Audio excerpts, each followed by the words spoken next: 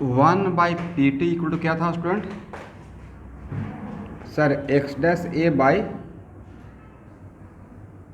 P not a, right.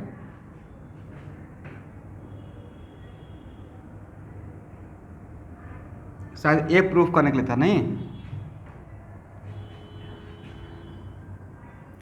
तो एक काम करते हैं, इसको इस तरफ से देखते हैं, x dash A by P not A plus x dash B by P not B. X dash A के लिए क्या लिखिएगा?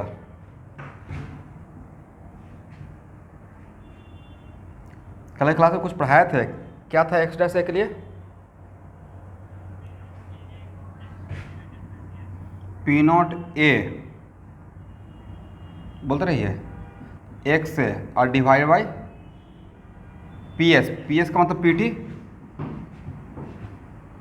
और P not B x B और divide by P T, right.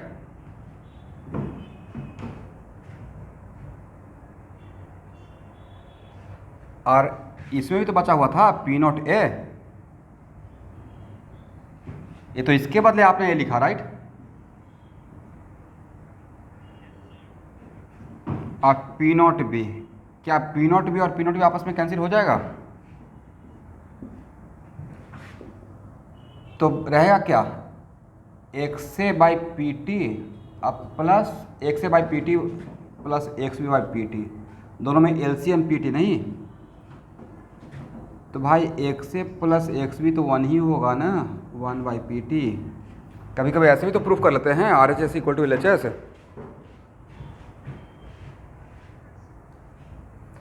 सबको समझ में आ गया?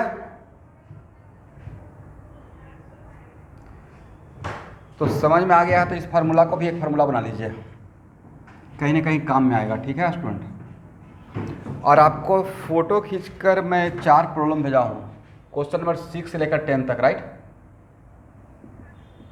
क्वेश्चन नंबर 6 बनाइए फास्ट, सॉल्व कर पाएंगे? अभी कल के क्लास तक मैं जितना पढ़ाया था उसी पे मैं क्वेश्चन दिया हूँ।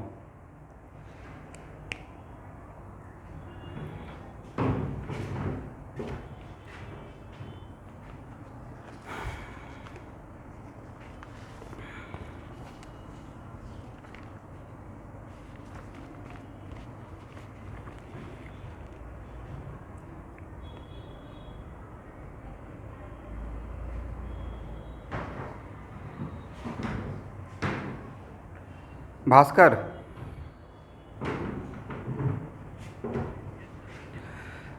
और ये सब के लिए अच्छा सुरैया, आपको तो मिल गया था ना वो प्रॉब्लम डिस्कशन का? उसमें एक्चुअली मैं डिस्कस किया हूँ तो समझ पा रहे हैं मैं कहाँ का क्या बात कर रहा हूँ। क्वेश्चन बैंक एक होगा जिसमें सिर्फ क्वेश्चन बैंक का बात किया हूँ, दूसरा होगा बोर्ड का, बट बोर्ड में कन्वर्सन करवाया हूँ, वहाँ से भी आपका ऑर्गेनिक में हेल्प मिलेगा, ठीक है। दोनों को देखिए। और मैं कल से ही लग गया हूँ, ऑलमोस्ट कम से कम तो सारा पेपर मिला के 50 टेस्ट पेपर मैं आपको पीडीएफ बना के भेजने वाला हूँ 2 दिन के अंदर। उसमें इंडिविजुअल बायो का, बायोलॉजी का अलग रहेगा, केमिस्ट्री का अलग रहेगा, फिजिक्स का अलग रहेगा, और पार्ट टेस्ट नीट का अलग रहेगा, और फुल टेस्ट नीट का अलग रहेगा, और same for JEE main, okay. मतलब मेरे पास जितना भी पिछले 2-3 साल में टेस्ट लिया हुआ है सबका पीडीएफ बना के भेज दूंगा, आप घर पे आराम से देते रहिएगा, ठीक है।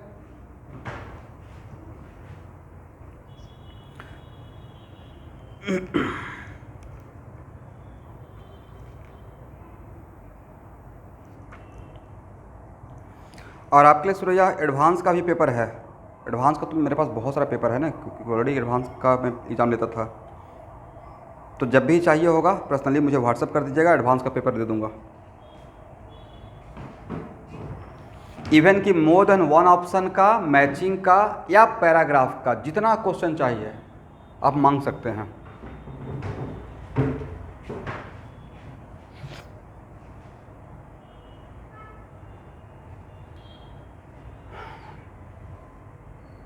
इसका कैलकुलेशन तक मत पहुंचे, सिर्फ आइडिया तो बता सकते हैं ना। क्या है? Vapour pressure of pure CCl4। Everyone सुन पा रहे हैं?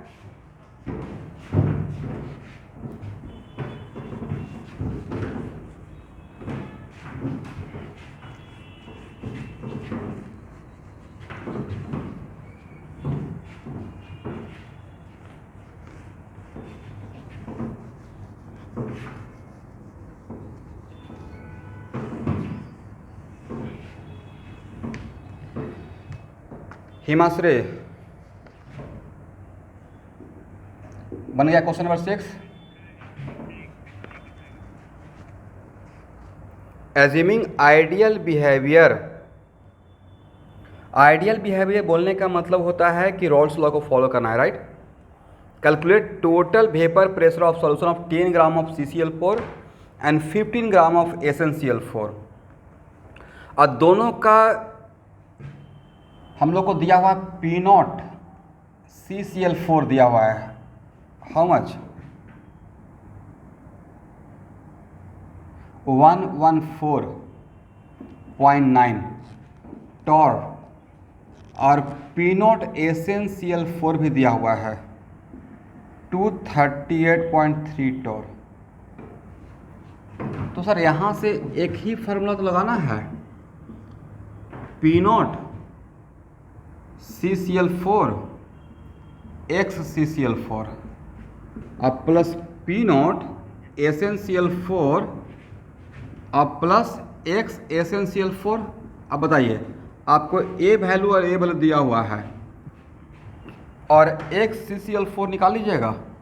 सर निकल जाएगा M1D।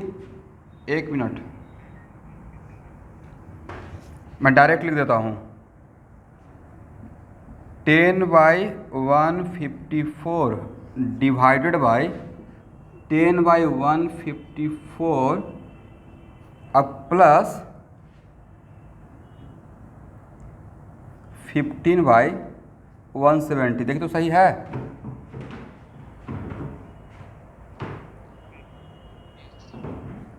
और ये काम कर लीजिएगा तो थोड़ा वाइजली दिमाग लगा के थोड़ा कैलकुलेशन से बच जाएंगे। 1 - x, समझ गए। ऐसा नहीं कि दूसरे के लिए भी इतना काम करते रहिए, तो बाकी बन जाएगा ना। आइडिया तो मिल गया। चलिए क्वेश्चन नंबर 7। लेकिन क्वेश्चन नंबर 7 का लास्ट आंसर तक पहुंचिए किसी खास वजह से। सब लोग कैलकुलेट करेंगे।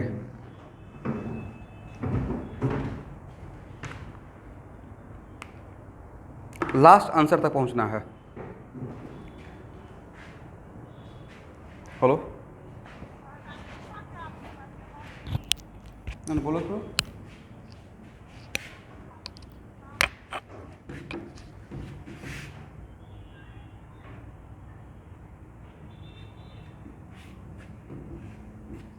क्लास में बन जाएगा 12।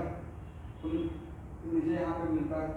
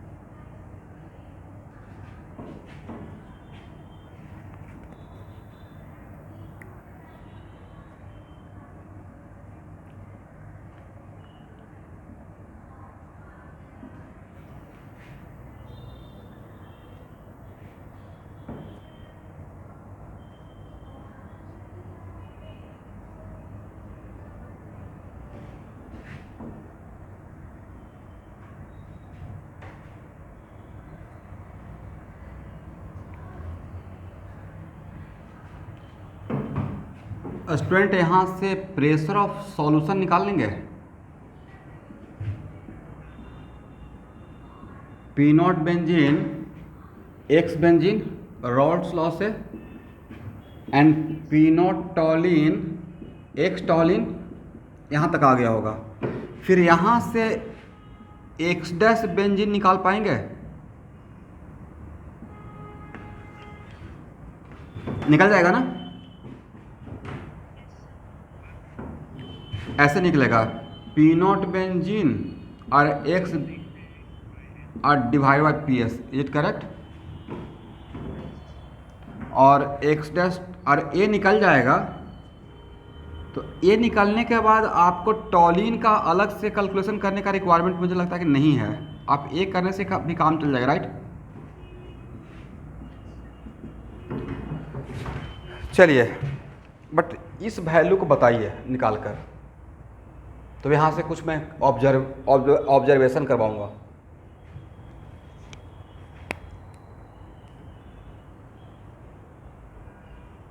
थोड़ा कैलकुलेशन के लिए कैलकुलेटर भी यूज़ करना पड़ता है, तो कीजिए यहाँ पे इसके लिए at least.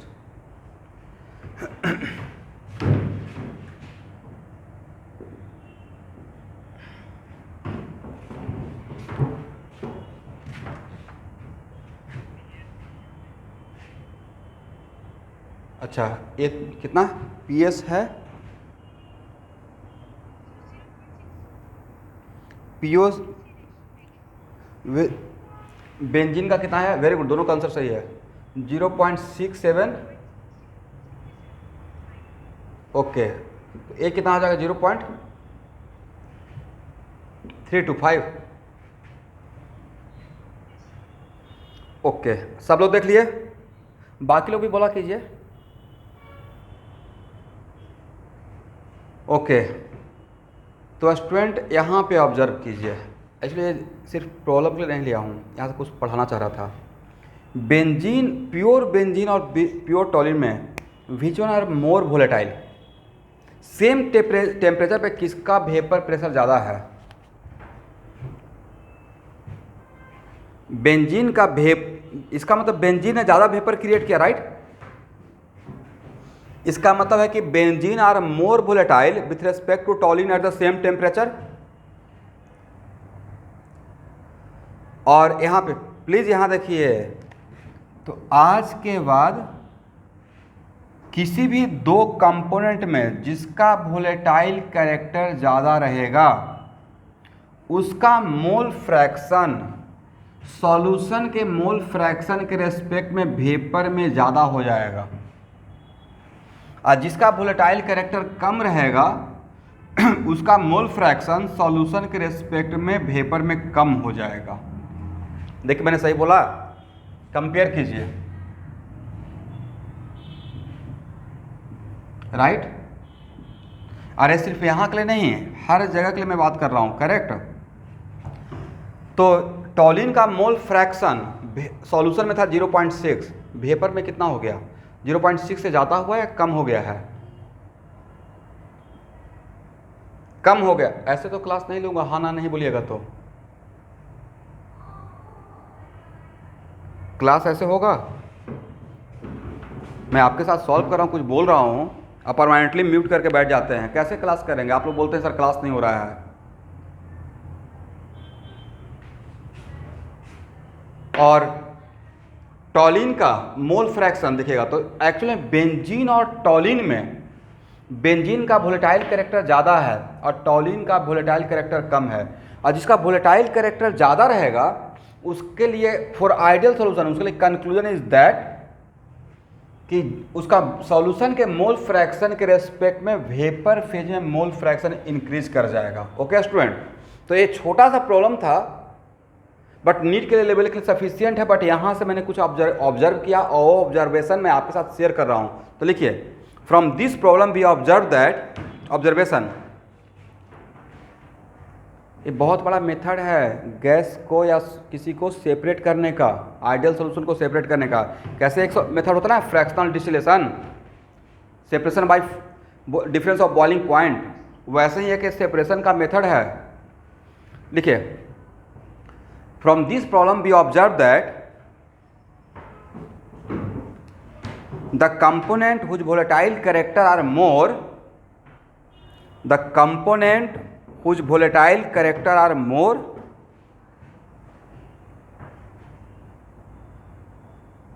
then mole fraction of that component, then mole fraction of that component in vapor phase increases with respect to solution phase, then mole fraction of that component in vapor phase increases with respect to solution phase. At the same time, the component whose volatile character are less than mole fraction of that component, then mole fraction of that component in vapor phase decreases with respect to solution phase. Clear ना?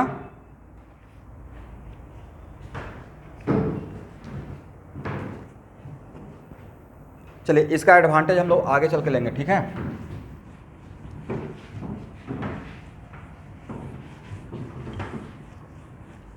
अच्छा देखिए, यहाँ पे ये बात अगर सिखा दिए, इस पे मैं एक प्रॉब्लम तो पक्का लूँगा, और थोड़ा बड़ा प्रॉब्लम रहेगा, लेकिन फिर भी आप लोग को प्रैक्टिस के लिए मैं फ़ोटो खींच के भेजूँगा। यहाँ देखिए स्टूडेंट, इसी को मैं थ्योरी बना के आपको समझा रहा हूँ।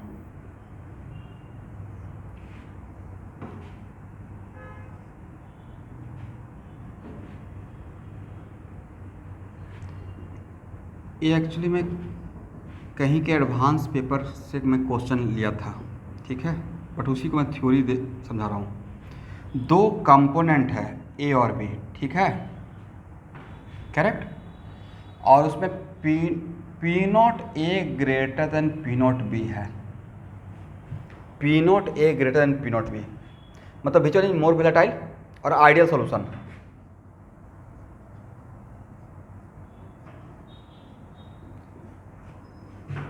तो ऑब्वियसली यहाँ पे जो वेपर बनेगा स्टूडेंट, और यहाँ पे इस लिक्विड में, इसको हम लोग फर्स्ट लिक्विड नाम देते हैं, फर्स्ट सॉल्यूशन। यहाँ पे ए का मोल फ्रैक्शन ए रहेगा और बी का मोल फ्रैक्शन बी रहेगा। Is it clear? यहाँ पे ए भी रहेगा, बी भी रहेगा। अब यहाँ के वेपर को मैं यहाँ पे लाकर दूसरे कंटेनर में कंडेंस कर रहा हूँ। कहाँ पे कंडेंस कर रहे हैं? दूसरे कंटेनर में, ठीक है। तो आप मुझे बताएं कि यहाँ जो मैंने लाकर कंडेंस किया,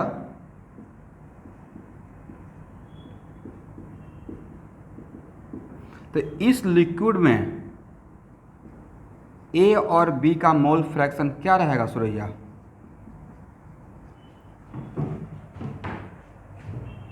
तो सर इस लिक्विड में ए और बी का मोल फ्रैक्शन वही रहेगा जो इसके वेपर में था, राइट? क्योंकि वेपर को ही तो आपने कंडेंस किया है, करेक्ट? तो इसका मतलब अब यहाँ पे जो मेरा सेकेंड सॉल्यूशन बना लिक्विड फॉर्म का, उसमें मेरा है X dash A and X dash B. Is it clear? और आपको नहीं लगता कि X dash A greater than X A रहेगा? X dash A greater than X A, इस पे मैं प्रॉब्लम है, उसी को मैं थ्योरी बना रहा हूँ। और X dash B less than X B रहेगा। अब मान लेते हैं कि अब फिर से इस लिक्विड का भी तो वेपर बनेगा। इस लिक्विड के वेपर में जो मोल फ्रैक्शन मिलेगा इसको एक्स डबल डैश ए बोल देते हैं और एक्स डबल डैश बी बोल देते हैं। और फिर से इस वेपर को लेते हैं और एक थर्ड कंटेनर में कंडेंसेट करते हैं, करेक्ट।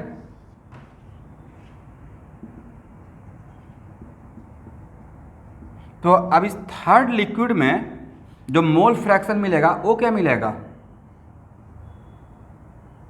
एक्स और x double dash B. Is it clear? X double dash A और एक्स डबल डैश बी, समझ में आ गया। अब यहाँ पे जो एक्स डबल डैश ए है वो तो एक्स डैश ए से भी ज़्यादा रहेगा और एक्स डबल डैश बी है वो तो एक्स डैश बी से भी कम रहेगा। तो यहाँ से आपने क्या ऑब्जर्व किया कि सर जिसका वोलेटाइल कैरेक्टर ज़्यादा था उसका मोल फ्रैक्शन बढ़ते हुए चला जा रहा है, राइट। और जिसका वोलेटाइल कैरेक्टर कम है उसका मोल फ्रैक्शन और कम होते हुए जा रहा है, करेक्ट। तो भाई ऐसा काम अगर 4 या 5 बार कर देंगे तो जिसका वोलेटाइल कैरेक्टर ज़्यादा रहता है उसका मोल फ्रैक्शन 0.99 हो जाता है, ठीक है। और जिसका वोलेटाइल कैरेक्टर कम रहता है उसका मोल फ्रैक्शन 0.001 में आ जाता है। तो this is one of the method for separation of A and B, correct. एक तो सेपरेशन क्या था, due to difference of boiling point, जिसको हम लोग बोलते हैं फ्रैक्शनल डिस्टिलेशन, और एक ए तरीका भी है। तो एक्चुअल में जो क्वेश्चन आपको दूंगा उसमें क्वेश्चन ये रहेगा कि यहाँ का मोल फ्रैक्शन एक्स ए और एक्स भी दिया रहेगा और P not A P not भी दिया रहेगा और आपसे बोला जाएगा कि इसका वेपर को फर्स्ट टाइम कंडेंसेट किए, फिर इसका जो वेपर बना उसको सेकेंड टाइम कंडेंसेट किए, और जब इसका जो वेपर है उसका मोल फ्रैक्शन बताना है। तो नहीं लगता कि इसको 3 बार बनाना पड़ेगा आपको। तो ये प्रॉब्लम बन जाएगा हाँ ना, कुछ नहीं बोलते हैं।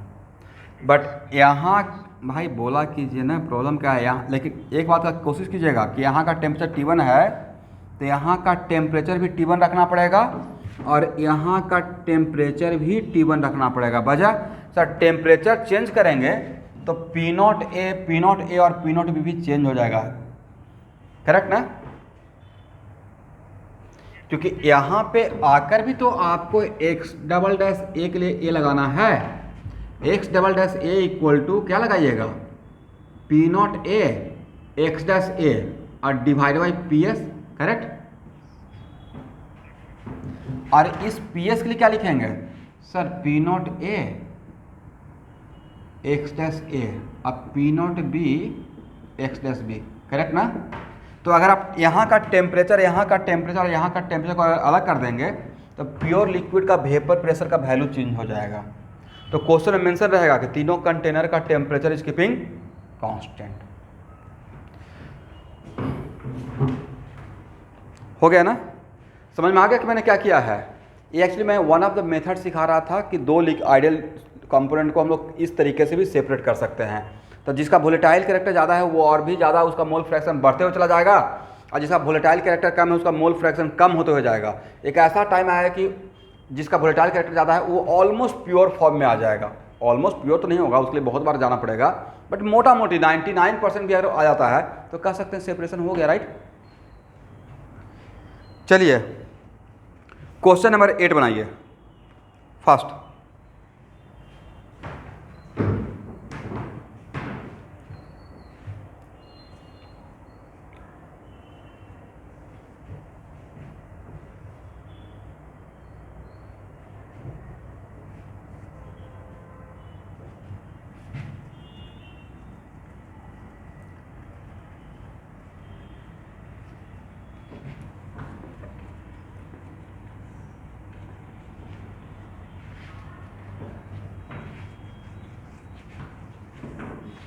और आंसर आएगा तो बोलिएगा, किसी से अगर नहीं बनेगा तब भी बोलिएगा।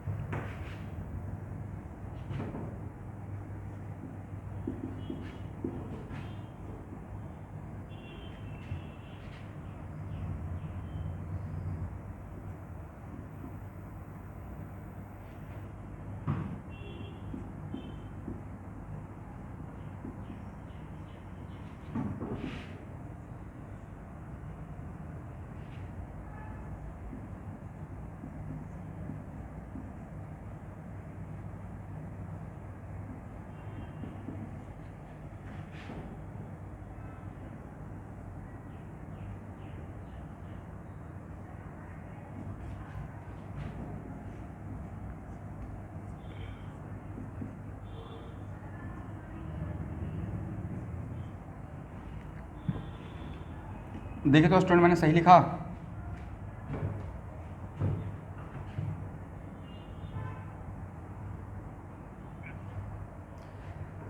एवरीवन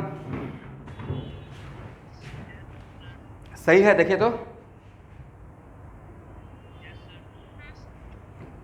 और भाई दो इक्वेशन, दो अननोन। अननोन क्या है? P not A P not B. तो दो इक्वेशन डेवलप हो गया, तो क्या नहीं यहाँ से P not A P not be का वैल्यू निकल जाएगा?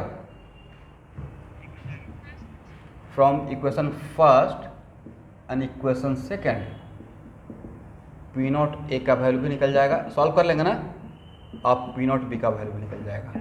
Correct. Question number 9।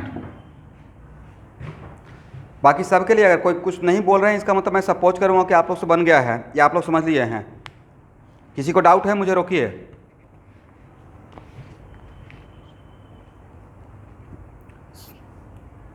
Okay, question number 9।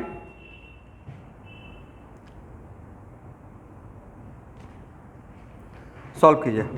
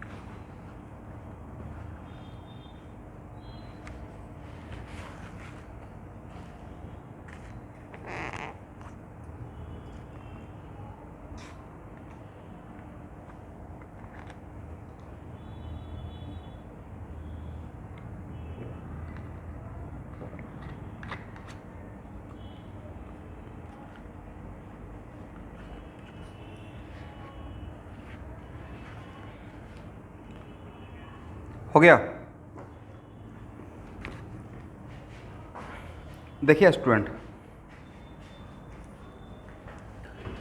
Question number 9 तो बहुत आसान था।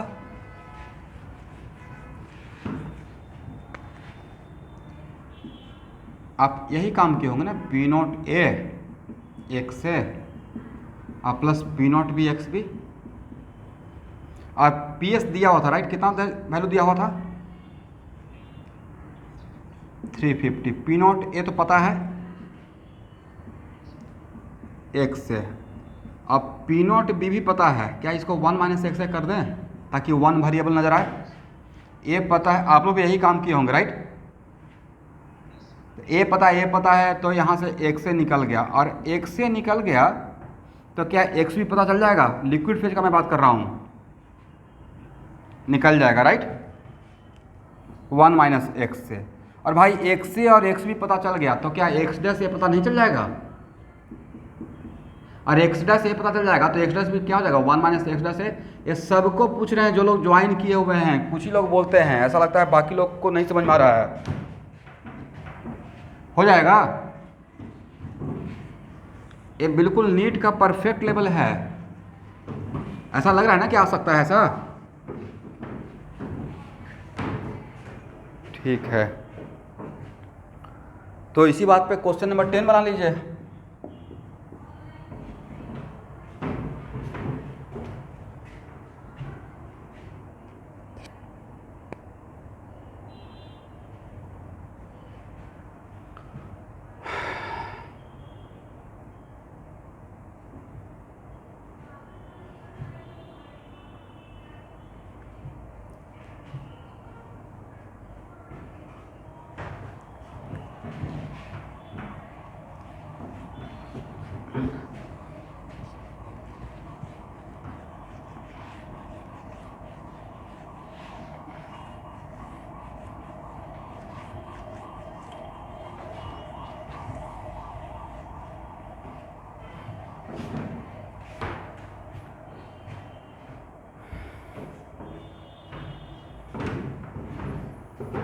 चलिए क्वेश्चन नंबर 10 ट्राई कीजिएगा, ठीक है।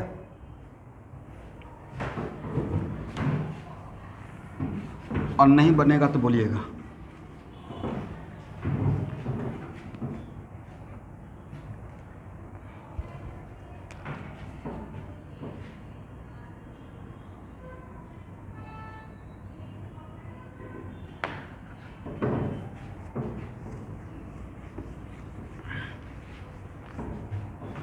यहाँ देखिए, according to Raoult's law P A equal to क्या है student? Sir P note A x से है, राइट। और मैं अपना ग्राफ ड्रॉ करने में कुछ तो मानना पड़ेगा, तो मैं अपना मान के चल रहा हूँ P note A greater than P not B. आप इसका उल्टा भी मान सकते हैं, ठीक है। जब नहीं पता है तो लेट अस सपोज अब पी ए, अब यहाँ पे पी ए वर्सेज एक्स है एट ए गिवन टेम्परेचर पी नोट ए तो कांस्टेंट रहेगा। तो स्टूडेंट ए काम करेगा बाई का और ए काम करेगा एक्स का और ए काम करेगा स्लोप का। कैसा equation? Sir it is equation of a straight line, right. तो इसका ग्राफ कैसा रहेगा? Sir equation of a straight line है, स्लोप पॉजिटिव है। Is it clear?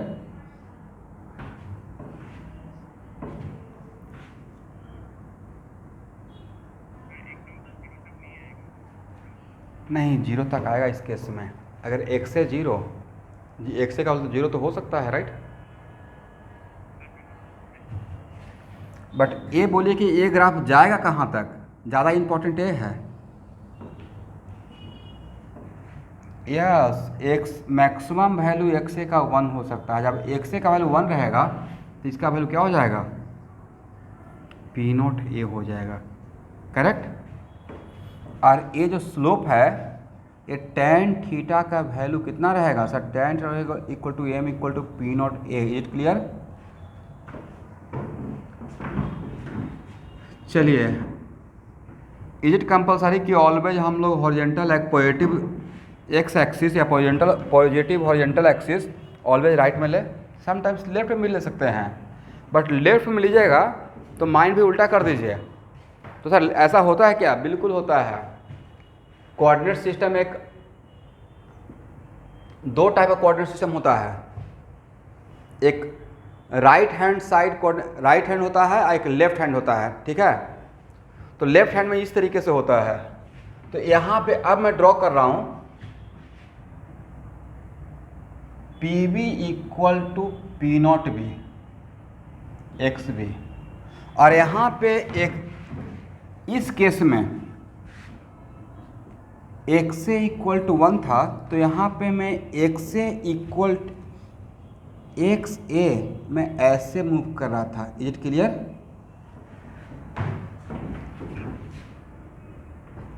नेक्स्ट,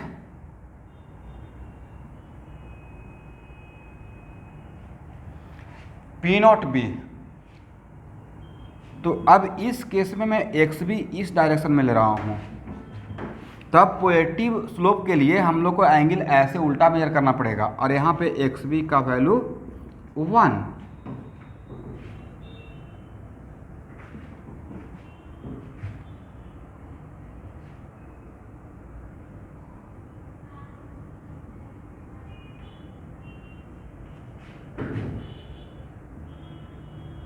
ये हो गया पी नॉट बी।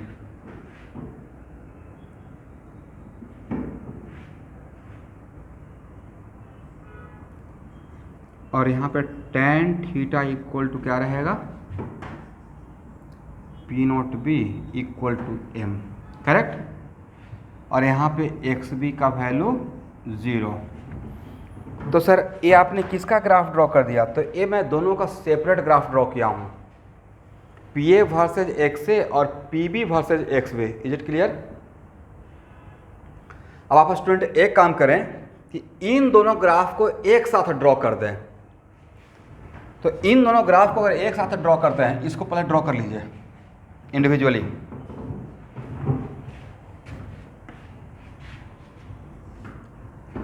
तो दोनों ग्राफ को, ग्राफ फर्स्ट और सेकंड को अगर एक साथ कंबाइन करते हैं तो प्रेशर का 2 एक्सिस बना लीजिए।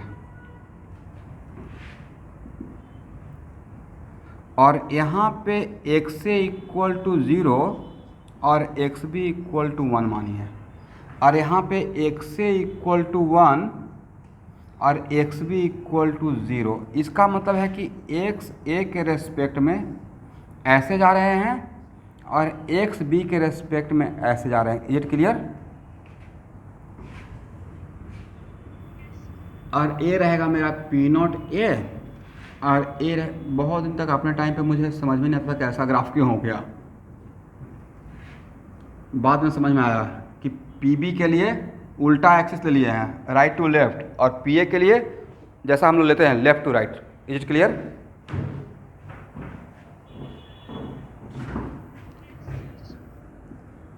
ये हो गया। एक किसका लाइन है सर? ये है पी ए का, और ये किसका लाइन है? पी बी का, करेक्ट?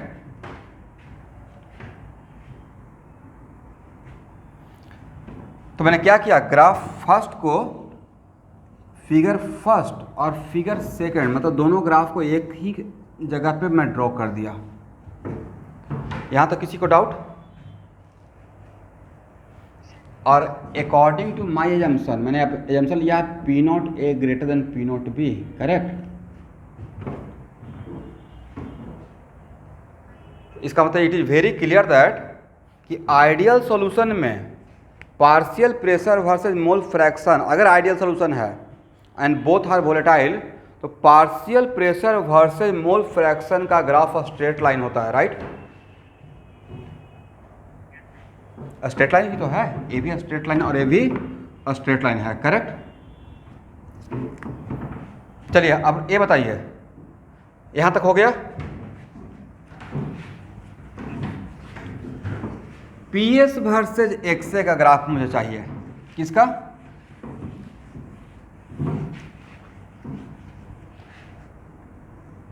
पी एस मतलब टोटल प्रेशर वर्सेस एक्स ए, कैसा ग्राफ होगा आप लोग बता सकते हैं?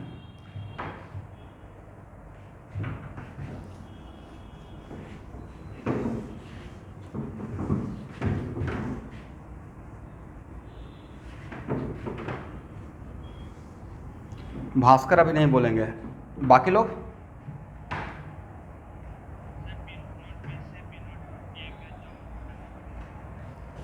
मतलब ये जोड़ दें?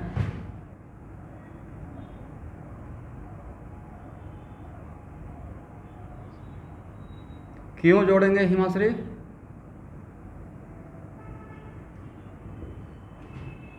ये क्यों का आंसर मुझे दीजिए।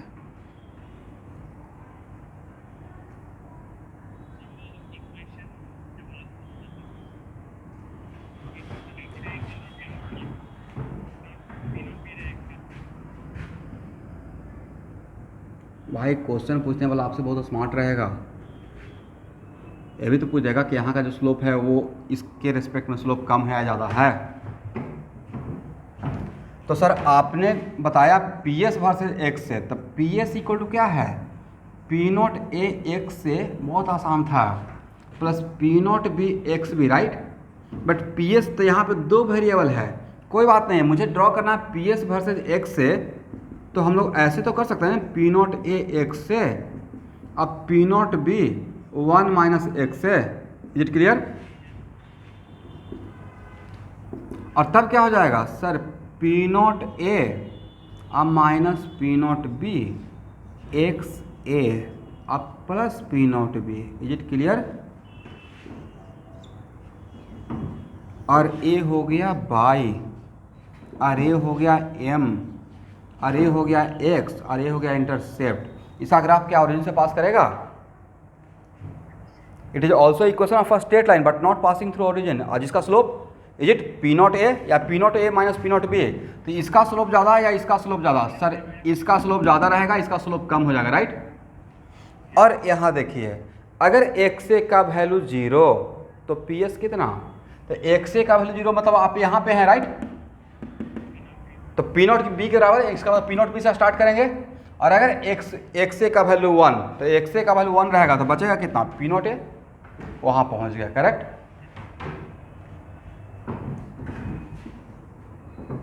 तो एक्चुअल में सर जनरली हम लोग क्या करते हैं, जैसे देखिए अभी तो आप लोग के पास सब कुछ प्लेलिस्ट वगैरह सब कुछ है ना। जब शुरू शुरू में बच्चे जब फर्स्ट टाइम इस चैप्टर को देखते हैं तो बोलते हैं सर एनसीईआरटी में ऐसे ही जोड़ा हुआ इसलिए ऐसा होगा, ऐसे बोल देते हैं। सच बता रहा हूँ, एनसीईआरटी में ऐसे जोड़ा हुआ है इसलिए ऐसा होगा या इक्वेशन मिला है इसलिए ऐसा होगा? सर इक्वेशन ऐसा था, राइट। यहाँ पे x से इक्वल टू 0 था और यहाँ पे x से इक्वल टू 1 हो गया, करेक्ट। और यहाँ पे x भी इक्वल टू 1 हो गया, x भी इक्वल टू 0 हो गया। तो अगर आपको इसी ग्राफ को मैं बोलता कि मुझे x P S versus x भी, तो अलग लाइन आता या सेम ही लाइन आता? डिटो सेम लाइन आता, राइट। इसका मतलब ए ग्राफ किसका है? तो sir a graph P S versus x से बोल दीजिए या पी एस वर्सेस एक्स भी बोल दीजिए, सेम ही लाइन आएगा, राइट। डिफरेंस क्या रहेगा? पी एस वर्सेज एक्स में यहां से यहां जाएंगे और पी एस वर्सेज एक्स में यहां से यहां आएंगे, हाँ या ना? चलिए, तो यहां तक इस ग्राफ को समझने में कोई प्रॉब्लम? इसको हटाएं।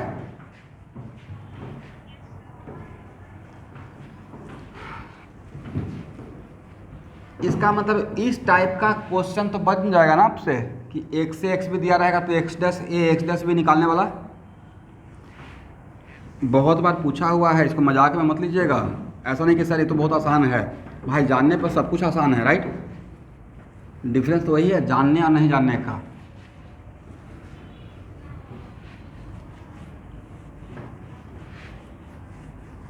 बाकी आपको मैं नीट का क्वेश्चन बैंक देख लिया हूँ। फार्मूला पुटिंग तो प्रॉब्लम आता है क्वालिटेटिव में डायरेक्ट।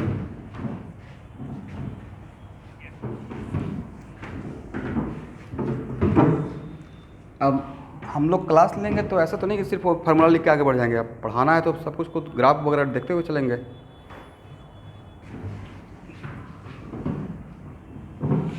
चलिए,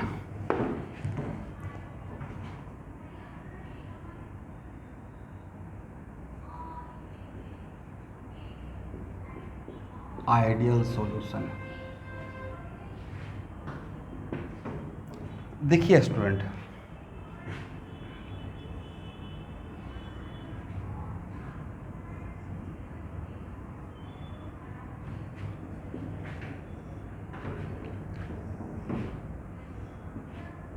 और यहाँ जो बोल रहे हैं उससे बहुत सारा ऑब्जेक्टिव का आंसर मिलेगा, ठीक है। ये है बिफोर मिक्सिंग का सिचुएशन, करेक्ट।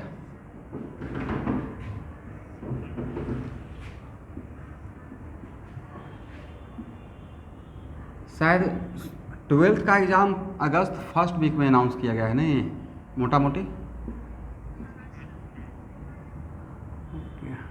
हम लोग क्रैश कोर्स स्टार्ट कर दिए हैं 15 जून से। अब कितना वेट करेंगे? जो भी बच्चे उनको पढ़ा देते हैं। अभी तक ब्लैंक थे कि करना क्या है।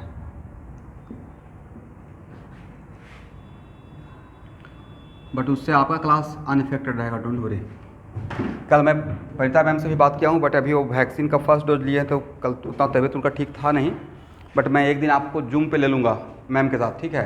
अपनी जो भी प्रॉब्लम है, जिसका डिस्कशन चाहिए, मुझसे बोलने से अच्छा है कि आपके जो रिस्पेक्टिव फैकल्टी, जैसे कैसे मेरे सब्जेक्ट लिए मुझे बोल देते हैं, वैसे रिस्पेक्टिव फैकल्टी को बोलिए, राइट। क्योंकि मुझे बोलिएगा तो मैं मैम को बोलूँगा। इससे बेटर है कि एज ए स्टूडेंट आप एज टीचर को पकड़िएगा जो सब्जेक्ट पढ़ा रहे हैं, और बोलिएगा। क्योंकि मेरा भी एक लिमिटेशन है, मैं बहुत ज़्यादा नहीं बोल सकता हूँ। कहीं कहीं मेरा भी लिमिट ख़त्म हो जाता है ना। अब उसमें सामने वाला को पता नहीं अच्छा लगेगा खराब लगेगा, समथिंग लाइक दैट। तो इसलिए बेटर है कि जूम पे लेंगे। आपको जो जो चैप्टर का, क्या सारे सब्जेक्ट चैप्टर का आपको बॉटनी में डिस्कशन चाहिए, जिसका चाहिए वो प्लीज़ वहाँ पे लिखवा दीजिएगा कि मैम इसका चाहिए, इसका चाहिए, इसका चाहिए, राइट। और साथ में ये भी रिक्वेस्ट ऐड कर दीजिएगा कि मैम जितना जल्दी हो सके कर देने से, मैं हम लोग का करियर का बात है। एक लाइन इमोशनल बात बोल दीजिए।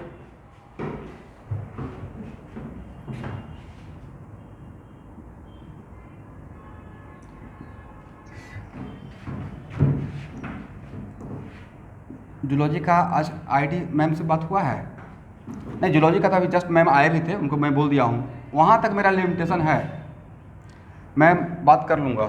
बात करना क्या है, उनको बोल दिया हूँ कि 10-15 दिन के अंदर सारा जूलॉजी का ख़त्म कीजिए डाउट, इसको मतलब खींचना नहीं है, ठीक है। एनीवे, बेब पढ़ाएंगे भाई, पढ़ाएंगे। थोड़ा इसको कवर कर लेते हैं बेब पढ़ाएंगे, ऐसे हम पढ़ा दिए ना। फिजिक्स में अब एक ही टॉपिक तो बचा हुआ है, बेब, राइट। तो जो पढ़ा दिए हैं उसको ग्रिप में ले आया।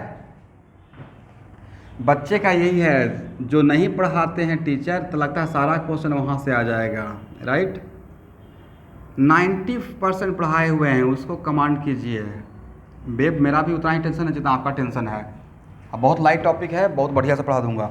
एनीवे, यहाँ देखिए, तो आइडियल सॉल्यूशन का कैरेक्टर ये होता है कि ए का बी के साथ बिफोर मिक्सिंग जो ए के मॉलिक्यूल्स के बीच में अट्रैक्शन रहेगा।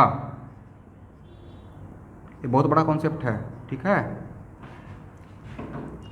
इसका मतलब आइडियल सॉल्यूशन का मतलब है कि मोटा मोटी ए और बी जिसको आप मिक्स कर रहे हैं उसका मोटा मोटी नेचर सेम टाइप का है। तो attraction between the molecules of A must be equal to attraction between the molecules of B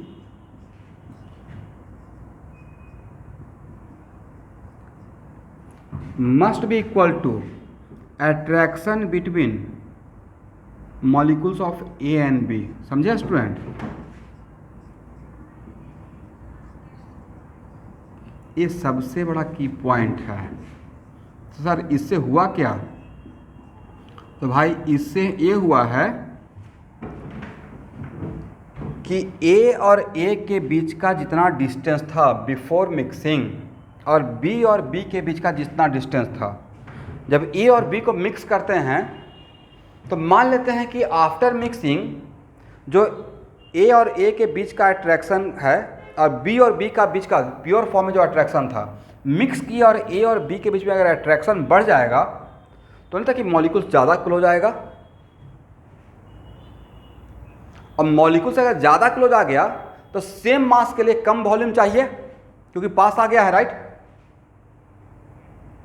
इसका मतलब वॉल्यूम कम नजर आता।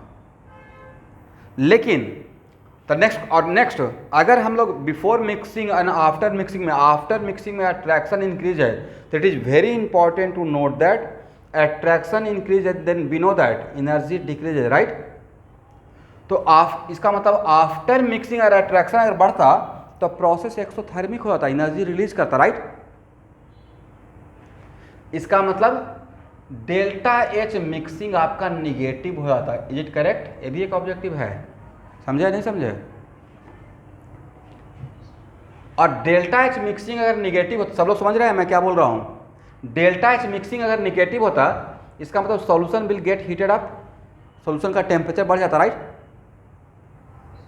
जैसे कैसे हम लोग सपोज कीजिए सल्फ्यूरिक एसिड को अगर वाटर में डालते हैं तो देखते हैं वाटर खौलने लगता है, बॉयल करने लगता है, वजह सर H2SO4 वाटर मॉलिक्यूल के साथ बहुत ज़्यादा अट्रैक्शन में आ गया, राइट, विग्रसली। तो due to high attraction process exothermic हो गया। अब प्रोसेस एक्सोथर्मिक हो गया तो एनर्जी तो रिलीज होगा, तो भाई सॉल्यूशन के थ्रू ही तो एनर्जी बाहर निकलेगा। तो सॉल्यूशन का टेम्परेचर कम होगा या ज़्यादा हो जाएगा? ज़्यादा हो जाएगा, करेक्ट। एनीवे, तो एक्चुअल में अगर लेकिन यहाँ पे when we are moving from pure form to solution form, तो जो ए और ए के बीच में जो अट्रैक्शन है वही अट्रैक्शन बी और बी के बीच में रहेगा। और सेम अट्रैक्शन अगर ए और बी के बीच में अगर मेंटेन रहा, इसका मतलब है कि बिफोर मिक्सिंग और आफ्टर मिक्सिंग अट्रैक्शन ज़्यादा है, कम है या सेम अट्रैक्शन रहा? तो सर अट्रैक्शन अगर सेम रहा तो एनर्जी रिलीज नहीं करेगा, मतलब डेल्टा एच मिक्सिंग क्या रहेगा? 0 रहेगा। Is correct? इसका मतलब इसका मतलब मिक्सिंग का प्रोसेस एक्सोथर्मिक रहेगा, इंडोथर्मिक रहेगा या neither exothermic nor endothermic? Sir neither exothermic nor endothermic. पहला क्वेश्चन ऑब्जेक्टिव बन गया। तो मेन की पॉइंट ए था। सेकंड, अगर इसका 1 लीटर लेते हैं, इसका 1 लीटर लेते हैं, और अगर मेरा आइडियल सोल्यूशन है तो आफ्टर मिक्सिंग भी इसका 2 लीटर ही नज़र आएगा। वजह, मॉलिक्यूल ना ही पास आया ना ही दूर आया, जितना डिस्टेंस था उतना ही डिस्टेंस पर आया, राइट। इसका मतलब डेल्टा भी मिक्सिंग क्या रहेगा सर, डेल्टा भी मिक्सिंग 0 रहेगा, राइट।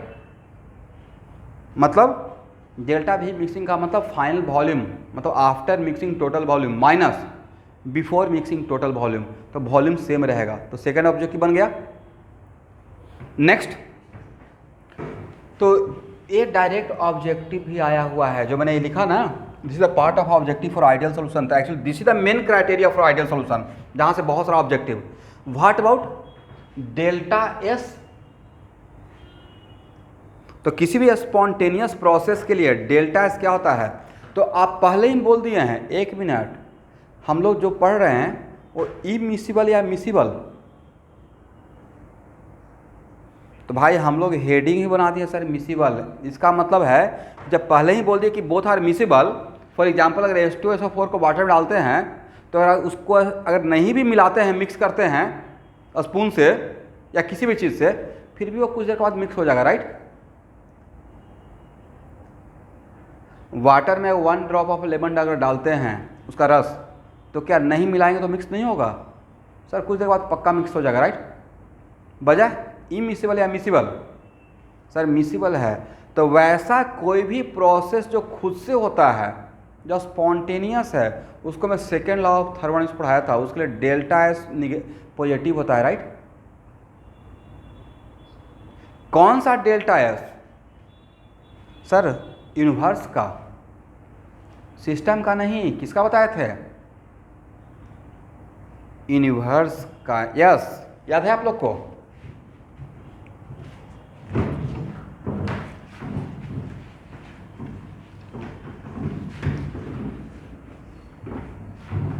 तो चलिए यहाँ बताइए,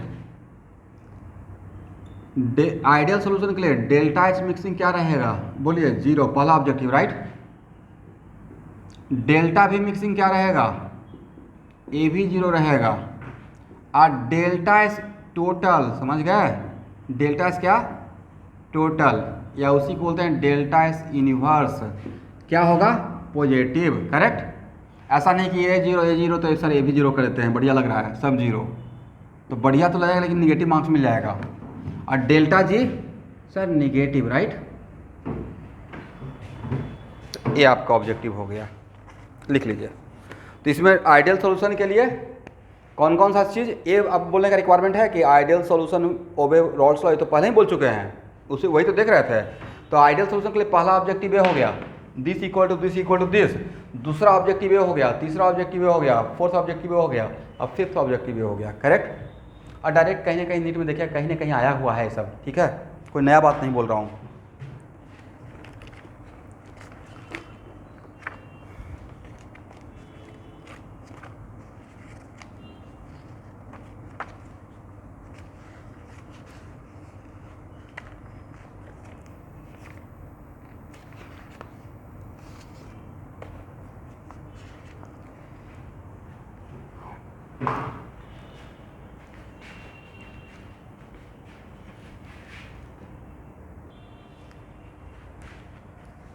कैरियर बनाने के लिए लगे रहना पड़ता है, एक बार में नहीं होता है, सेकंड टाइम लगी है, सेकंड टाइम, थर्ड टाइम लगी है।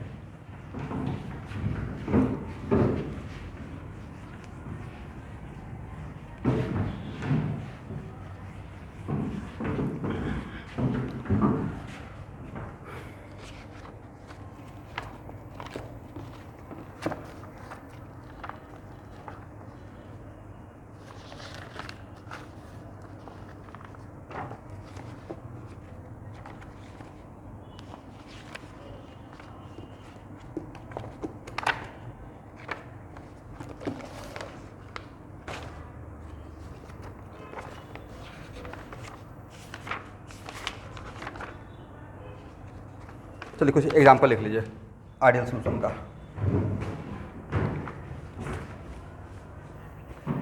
हाँ वीडियो ऑन कर लिया शायद, हाँ ऑन हो गया। चलिए एग्जाम्पल में आइडियल सॉल्यूशन के लिए सेम नेचर का रहना चाहिए। तो आइडियल सॉल्यूशन का एग्जाम्पल में बेंजीन अब प्लस टॉलिन।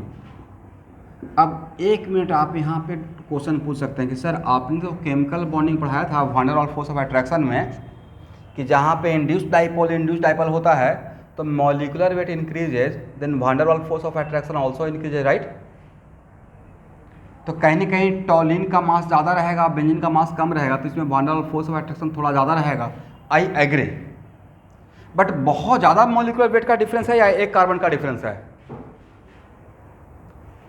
तो मैंने क्या बोला था? Almost same. मैंने क्या बोला था? Almost same. सेम ही रहेगा तो सॉल्यूशन बनेगा क्या? सेम हो जाएगा तो सॉल्यूशन होगा या प्योर लिक्विड हो गया? That's why almost. अब यहाँ पे बेंजीन और इसके बीच में कोई एक लेते हैं और 10 कार्बन का डिफरेंस आ जाता तो ऑब्वियसली उसको फिर आइडियल नहीं नॉन आइडियल मानते हैं, बट यहाँ पे एक कार्बन का डिफरेंस है तो इन दोनों को ऑलमोस्ट आइडियल सॉल्यूशन। देखिए आइडियल कुछ होगा क्या? आइडियल कुछ होता है? रियल ये आइडियल सॉल्यूशन एक्चुअली सॉल्यूशन है ही नहीं। सॉल्यूशन तो रियल सॉल्यूशन है जिसमें डिविएशन है, राइट। आपका गैस आइडियल गैस है? गैस जितना भी गैस हम लोग पढ़ते हैं एक्चुअली आइडियल है ही नहीं, एक्चुअली रियल गैस है, उसमें डिविएशन है, बट उसको आइडियल मान के हम लोग प्रॉब्लम हाइपोथेटिकली प्रॉब्लम सॉल्व करते हैं कि अगर आइडियल होता तो ऐसा होता।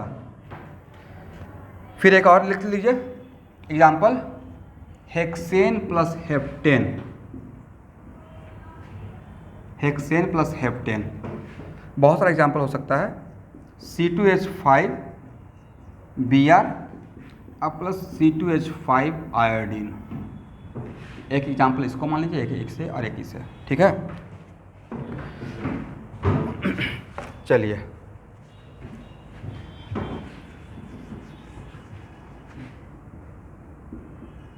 Non ideal solution. Ideal solution graph तो हो गया, तीनों ग्राफ हो गया, PA वर्सेज एक्स ए, PB वर्सेज एक्स बी और PS वर्सेज एक्स ए, राइट। और अभी हम लोग कौन सा सेक्शन डील कर रहे हैं? जहाँ पे A and B both are volatile and both are miscible, is it correct. Non ideal में कितना टाइप का? नॉन आइडियल सॉल्यूशन का मतलब रियल सॉल्यूशन, और non ideal solution it is very important to note that non ideal solution क्या Raoult's law को follow करेगा? What about Dalton law?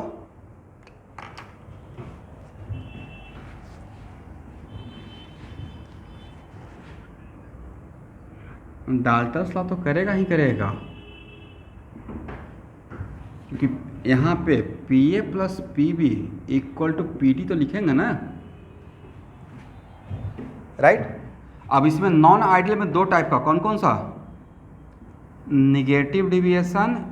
Sajid ये तो पता है ना कि कॉलिगेटिव प्रॉपर्टी अभी आप नहीं पढ़ रहे हैं, अभी आप सॉल्यूशन पढ़ रहे हैं, राइट। Positive deviation. चलिए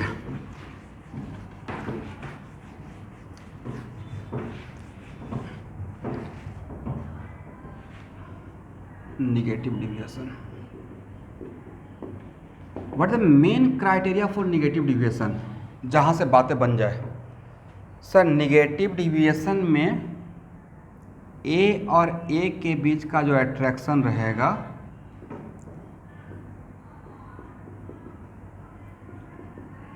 वो A और B के बीच का अट्रैक्शन से कम होगा, इज इट करेक्ट? ऐसा माना गया है, ठीक है। और B और B इधर डायरेक्ट अगर ऐसा भी ऑब्जेक्टिव कहीं पे दिख जाएगा तो सरप्राइज नहीं करना है, एक्चुअली यही इसका मेन क्राइटेरिया है। B और B के बीच का अट्रैक्शन जो होगा वो A और B के बीच के अट्रैक्शन से कम रहेगा। इसका मतलब आफ्टर मिक्सिंग वॉल्यूम एक्सपैंड करेगा या कॉन्ट्रैक्ट हो जाएगा। इसलिए बहुत जगह पे देखते हैं कि मतलब ये है 1 लीटर, ये है 1 लीटर, मिक्स किए हो गया 1.8 लीटर। अब फिर बोलते रहेंगे 200 ml कोई पी गया, राइट, जादू हो गया। भाई जादू नहीं हुआ, कॉलिगेटिव प्रॉपर्टी हो गया, राइट।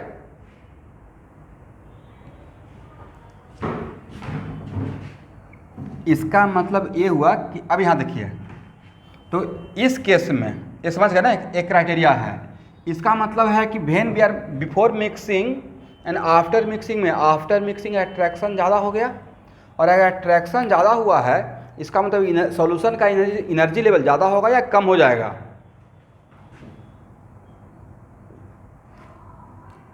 तो डेल्टा एच मिक्सिंग निगेटिव या positive? Negative. Second, what about delta we mixing, molecule दूर गया पास आ गया, negative. What about delta S mixing? Sir spontaneous है, नॉन आइडियल है, बट मिक्स तो खुद से होगा, राइट? स्पॉन्टेनियस है, delta S stand for spontaneous, right? तो डेल्टा एस मिक्सिंग यहाँ पे क्या रहेगा, positive. What about delta G mixing? Delta G mixing negative, correct. यहाँ तक आइए, तो एक ऑब्जेक्टिव यहाँ से बन सकता है, एक ऑब्जेक्टिव ए रहेगा, एक ऑब्जेक्टिव ए रहेगा, एक ऑब्जेक्टिव ए रहेगा, एक ऑब्जेक्टिव ए रहेगा।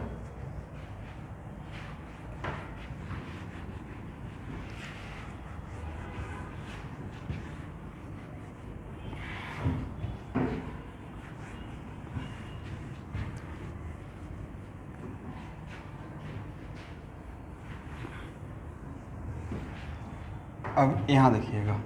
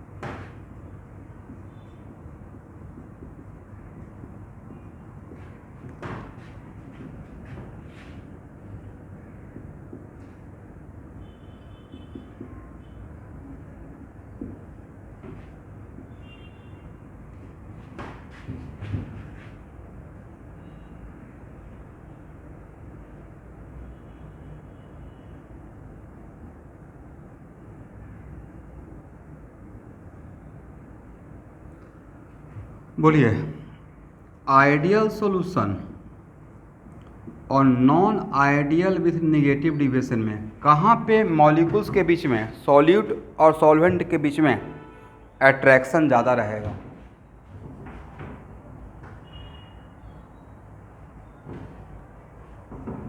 तो सर यहाँ पे अट्रैक्शन ज़्यादा रहेगा, यहाँ पे अट्रैक्शन कम रहेगा, इट करेक्ट? इसका मतलब है कि अगर मॉलिक्यूल्स ए वेपर में जाना चाह रहा है तो इसको बी अपोज करेगा, बी जाना चाहेगा तो ए अपोज करेगा, राइट? लेकिन कहाँ पे इसको अपोज ज़्यादा मिलेगा, कहाँ पे ए का वोलेटाइल कैरेक्टर ज़्यादा रहेगा? सर इसमें वोलेटाइल कैरेक्टर ज़्यादा रहेगा, इसमें वोलेटाइल कैरेक्टर ए का कम हो गया है, इज इट करेक्ट? एक्चुअली केकड़ा वाला हाल होता है, केकड़ा समझते हैं ना बायोलॉजी में, इसका बहुत सारा पैर होता है, तो एक निकालना चाह रहा है तो 10 खींच लेता है, that is called leg pulling, right? तो वैसे ही यहाँ पे ए जाना चाह रहा है किस में, गैस फेज में, रोक के कौन रखा है, बी, तो यहाँ भी ए जाना चाह रहा है, बट कहाँ पे ज़्यादा उसको अपोज मिलेगा? सर जहाँ पे अट्रैक्शन ज़्यादा रहेगा वहाँ पे ए का वोलेटाइल कैरेक्टर कम हो जाएगा, तो भाई अट्रैक्शन तो ए का बी के साथ इसमें ज़्यादा है, निगेटिव डिविएशन में, राइट? हाँ या ना, कुछ तो बोलिए। आइडियल में तो दिस इक्वल टू दिस था, आइडियल में दिस इक्वल टू, वही तो हाँ ना बोलना पड़ेगा, तब तो स्पीड आएगा। सब लोग एकदम बिल्कुल परमानेंटली म्यूट करके बैठ गए हैं, एक दो स्टूडेंट बोलते रहते हैं सिर्फ।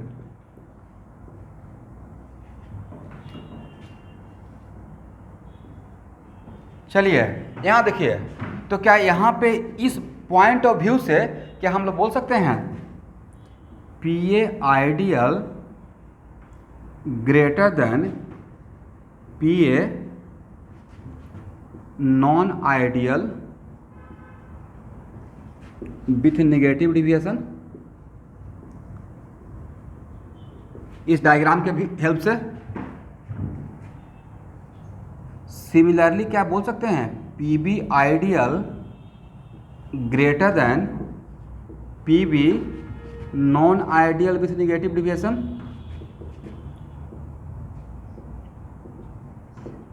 Negative deviation. अब दोनों को ऐड कर दीजिए। ये तो मैथमेटिक्स में जानते हैं ना, ए ग्रेटर देन बी और सी ग्रेटर देन डी, तो जोड़ने पे A plus C greater than B plus D होता है, पता है कि नहीं? चलिए पता है तो जोड़िए दोनों को, ऐड कीजिए। ऐड करने के बाद क्या लिखिएगा? Very good. तो पी ए अब प्लस पी बी कर देंगे, ideal, correct, greater than P A plus P B, direct लिख देते हैं निगेटिव डिविएशन। और सर ए क्या था? तो सर ए तो था P S ideal, correct, greater than, आज जो जोड़ दिए तो जोड़ने के बाद ये जो ऐड करने के बाद ए लिखते हैं, मतलब डाल्टन्स लॉ, राइट। आज जोड़ने के बाद ए लिखते हैं, ये भी तो डाल्टन्स लॉ। रॉल्स फॉलो नहीं होगा, मैंने ये नहीं बोला कि डाल्टन वेपर फेज में डाल्टन फॉलो नहीं होगा, करेक्ट। जैसा P S ideal greater than P S non ideal with negative deviation, correct ना?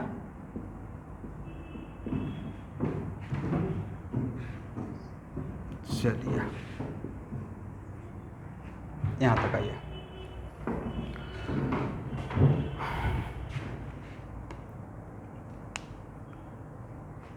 तो कल के क्लास में मैं पूरा यहाँ से ग्राफ, कल का क्लास में सिर्फ ग्राफ रहेगा